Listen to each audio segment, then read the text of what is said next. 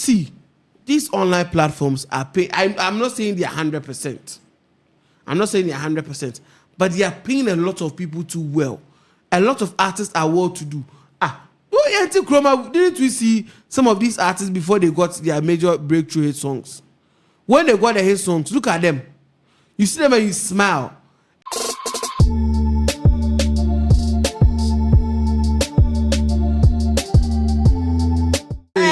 Okay, so let's move on from that. Streaming platforms are making musicians poor, and this is coming from film producer Socrate Safo. Now, the filmmaker and cultural critic says the economics of music streaming in Africa don't benefit the artist, with micro-payouts per streams and poor distribution deals. Many Ghanaian musicians remain broke despite millions and millions of streams that they have accrued over the years. And he says that all that has happened is owners of streaming services brainwashing Ghanaian musicians into believing that recording huge amount or numbers on their platforms translate into huge sums of money, which isn't the reality. And in a recent interview, he said the perception that streaming platforms increase musicians' reach or make them global is a voodoo analysis.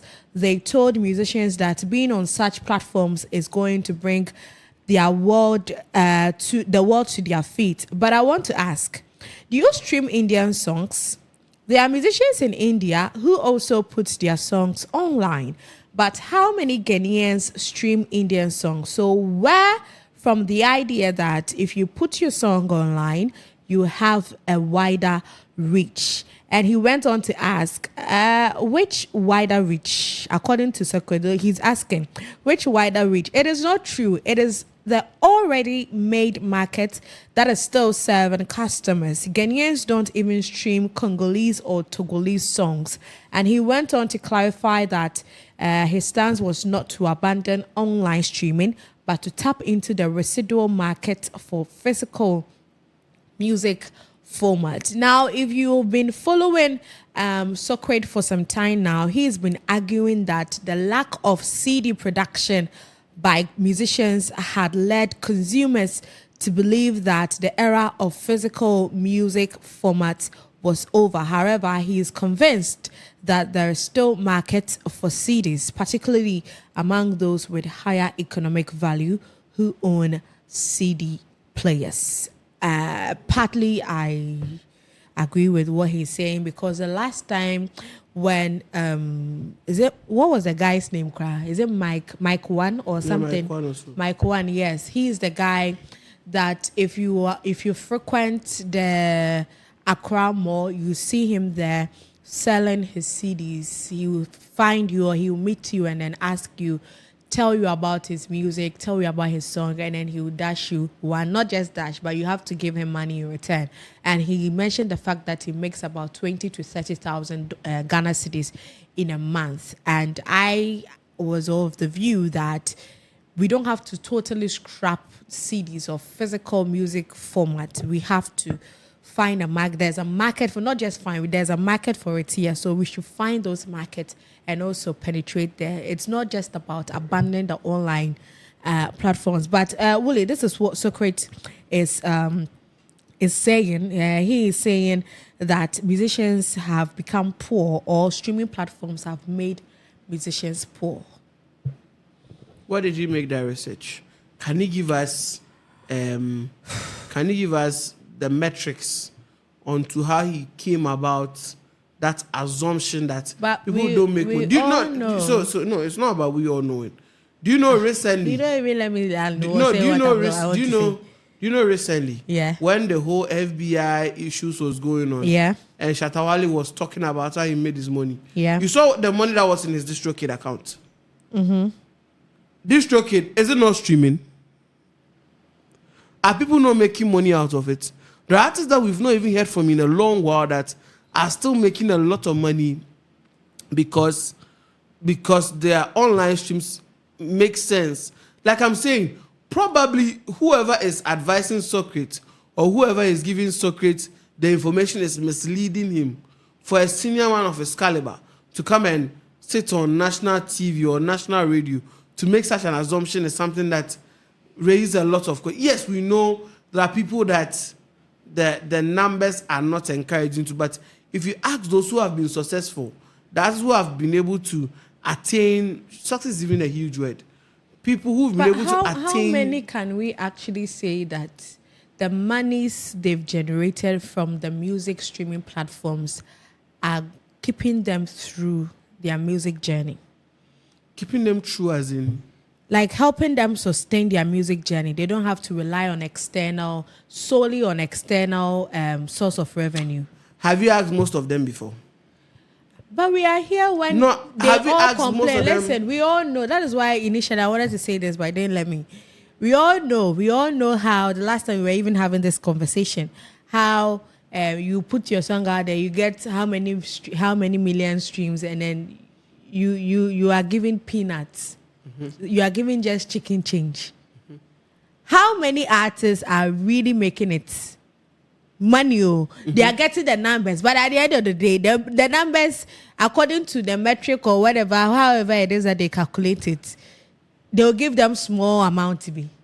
And then what then is the numbers for? The last time I give you an example of those that are getting small numbers. No. Like should we all move? Like I gave you it's Shatawali in Abuchi. Yeah. No, did you see the money? But you just mentioned just one person. I've used him as an example because he's the one who's come out to show you these numbers. The ones that all say they don't make money, they should come and show us their numbers. They should come and show us how much they are making in a month from these online streaming platforms. Sometimes, if you've not had first-hand experience when it comes to these things, you would always rely on the hearsays. Now, and the hearsays are the issues. No, people who have real life experiences, people who have actually had the experience of knowing, oh, okay, so I had probably 5 plays, and the 5 plays is around 0.2 cents. That's too low.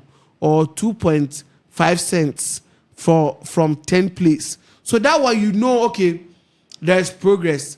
But someone who doesn't have a streaming platform would hear from an artist saying, oh, the money I made is small, but forgetting that the money you made, you were able to take on the 20th, they transferred some from your district account to your bank account.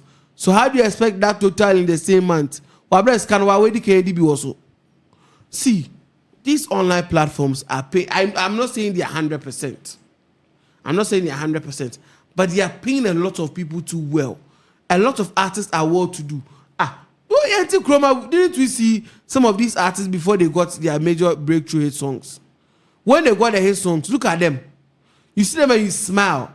It is not just about the outdoor shows they play, the online shows they play, but even the streams that come from it. The monetization they are making from the video that is like 1 million on YouTube, the what's the name? The Spotify's, the Apple Music, all those songs that go into either their Dito account or their DistroKid account. Do you know the money is that going there? But again, Socrate is not an artist. I don't know. I want to be corrected. I don't know if he's even managing an artist that has been able to get a hit within her community or his community. Because if you've done that, you'll be able to film and he's into more of film. So probably he should talk about film, not try to downgrade people's work. We are all in the ecosystem. No. Yes. Even the film of Crampono. When was the last time he produced a movie? The last movie he produced, I remember, is Hot Fork. That story, we'll talk about it another time. Hot Fork. But do you think the African music stakeholder is properly educated on economics of music streaming? Yeah, I think people need that education. That's one thing that I'm not going to lie. A lot of people lack the education when it comes to how the music business even works on its own. Let me give you an example. Dope Nation, for an example, in the last 2 to 3 years, they were able to, their business manager was able to join the Music Business Academy, the one that was done in Nigeria. He actually went under the 3-month or 2-month studies. He understood the music business. Their manager, Richmond, was also sent to the UK to go and study the same music business thing. So at the end of the day, when such people come back and they conjure fire, that's when you see Ghana Piano producing Zomezo and the rest. At the end of the day, it is telling you that they understand the business now. It's not just about you having the talent, because the talent works with business. So that's how life goes. So if you are just a talent, it doesn't mean you understand the business. So people like that, if you're having conversations with them on music and businesses, they're able to tell you, oh, yes, this thing has been done before, like how lawyers do. In the precedence of Akosua Tili and Sika in judiciary story 4445 in 2005, when they were doing music, they used this format and it didn't work. So today, we want to change the status quo and sound this way with our songs. That is where you know there's a clear-cut plan to whatever you are doing, the kind of music you are doing. So that's how you know there's a clear cut in everything else that Willie actually said. So let us hear from you in the comment section.